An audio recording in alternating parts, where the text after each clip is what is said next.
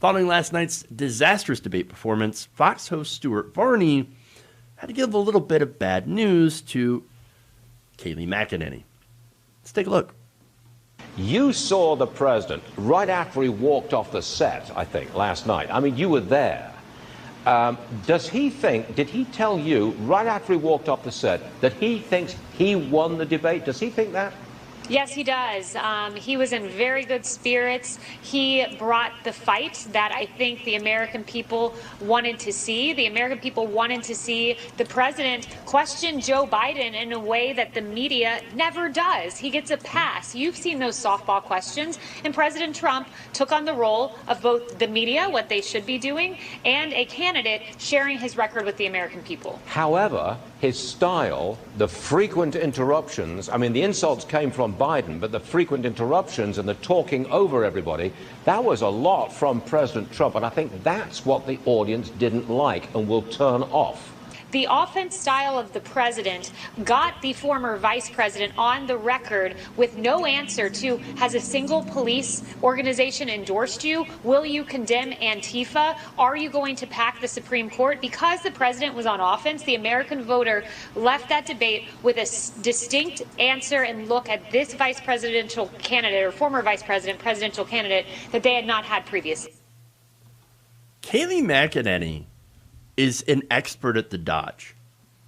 She's just dodging those questions, not really addressing what Stuart Varney, one of the biggest Trump ass kissers that I've ever seen, was pointing out. Like, hey, he was frequently interrupting Joe Biden, and that doesn't look good. I think the audience was kind of turned off by that, and I've got some polling that suggests that. So we'll do that, okay? But yeah, look, you see her. It's like, oh, no, it was great. What are you talking about? The debate went really, really well for the president, and the president thought it was great. And he's like, I don't think so. I'm not exactly sure. In fact, he's gonna lay this out, and it's gonna be a bit devastating. Take a look. Biden won simply because he got through the whole 90 minutes, no gaffe, no senior moments, no lack of focus, and reasonable amount of energy all the way through. Therefore, he survived, he won. What do you say? Yeah, I think no gaffes, that's a really subjective interpretation. I would consider it a pretty big gaffe when asked about Antifa, an organization that has killed Americans and targeted police officers, and there's no condemnation of that group. I'd consider that a pretty big gaffe along with many others. Look, the media was dying to write the headline this morning, Joe Biden prevails, Joe Biden exceeds expectations. Notably, you don't see those headlines out there. Instead, you're seeing the question, should there even be two other debates? That's a question a loser asks, not someone who thinks they won the debate. Okay. For one, I love how this is framed, because he can't come out and directly say it, but he's like, oh, well, what's your response to basically saying that Biden won because he wasn't a moron, like Donald Trump? A low bar. Okay, so if not having senior moments or gaffes or lack of focus or anything like that makes it so that you beat Trump, what does that say about Trump?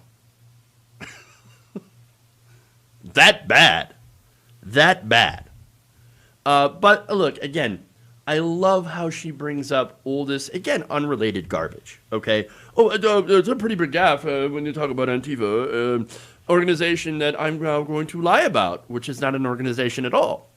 In fact, even Biden, who's super pro-police, is like, yeah, no, Antifa is not a... It's not even an organization.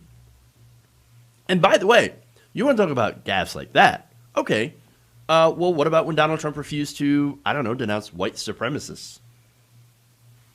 Or when he told the Proud Boys and the right-wing militias to, quote, stand down and stand by. Which, by the way, the Proud Boys are like, yes!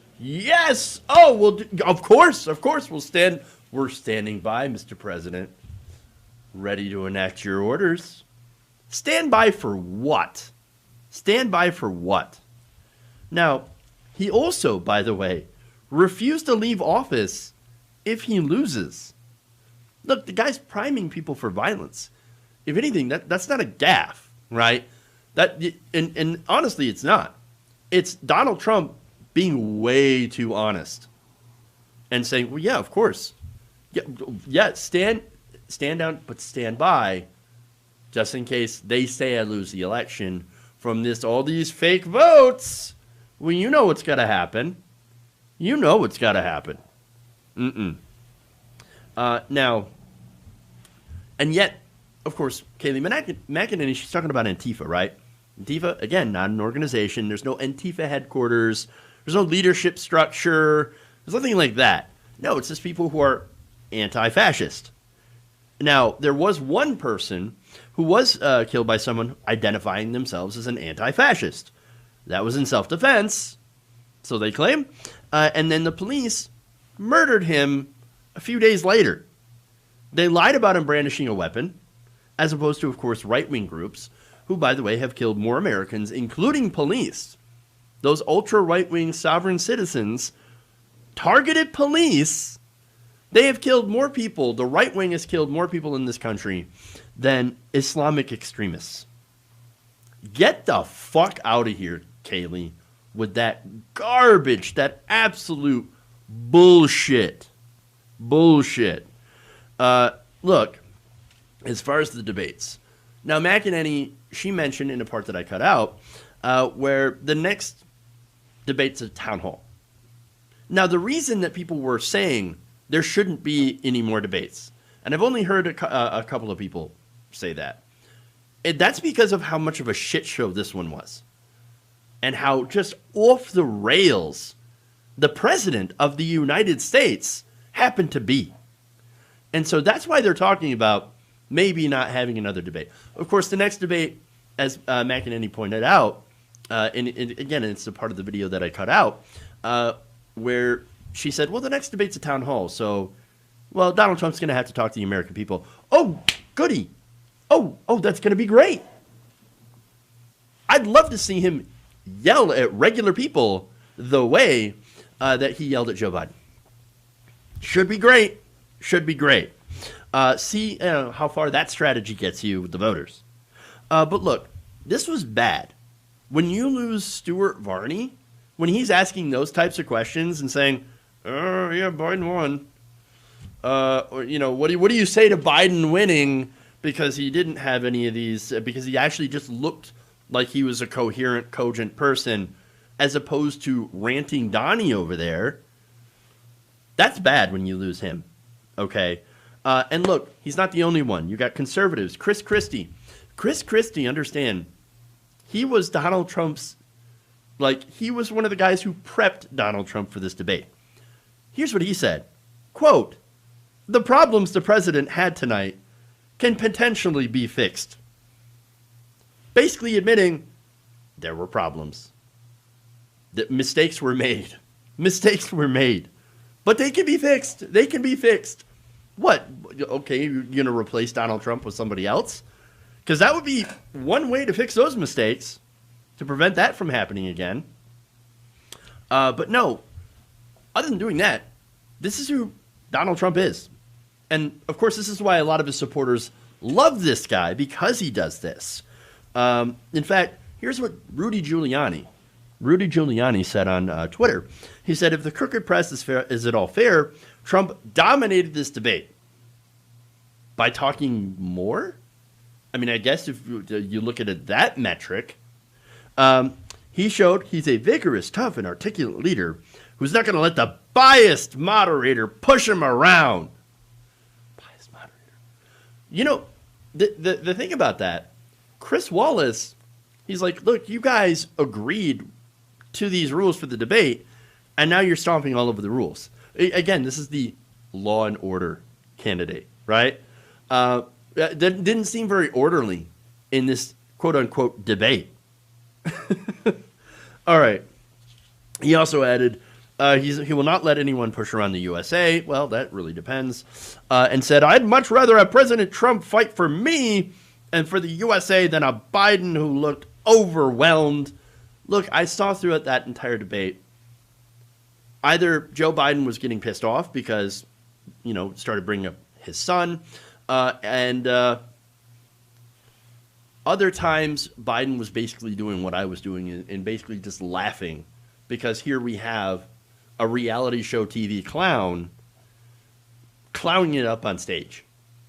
And that's really the only way that you can see it. Now, the American people. So how do the American people feel about this?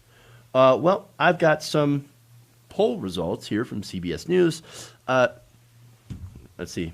Let me show you this right here. Who won tonight's debate? 48% Joe Biden, 41% Donald Trump. Unfortunately, that kind of breaks down to how, the American people are going to vote. All right. And so, all right. That's not great, but definitely not a win for Donald Trump. Tone of the debate, 83% negative. Who saw that? Who's the 17% that said it was positive? Who are these people? Were you even watching the same debate? Really? All right, more. Tonight's debate made you think better of Joe Biden. Okay. 38% versus 24%. Worse, 32% of Biden. That's interesting. 42% for Trump. No change, 30 and 34. All right. And then one more here. How did the debate make you feel? 69% said they were annoyed. Annoyed. And 31% entertained. I think I belong in that 31% because it was kind of entertaining. 17% informed. What did they talk about? Was there any policy in that? I don't remember seeing really any policy discussion, except for, of course, from Biden when he tried to bring up a tiny bit.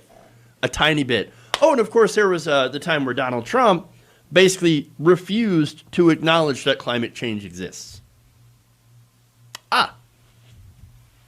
So I think overall it's pretty clear that Trump,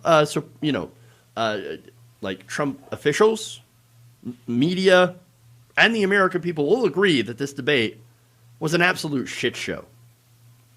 If you enjoyed this video, please give us a like and share with your friends. You can subscribe and help out the channel by becoming a patron. It's patreon.com/Jeff Waldorf, or you can become a channel member as well by hitting the join button below.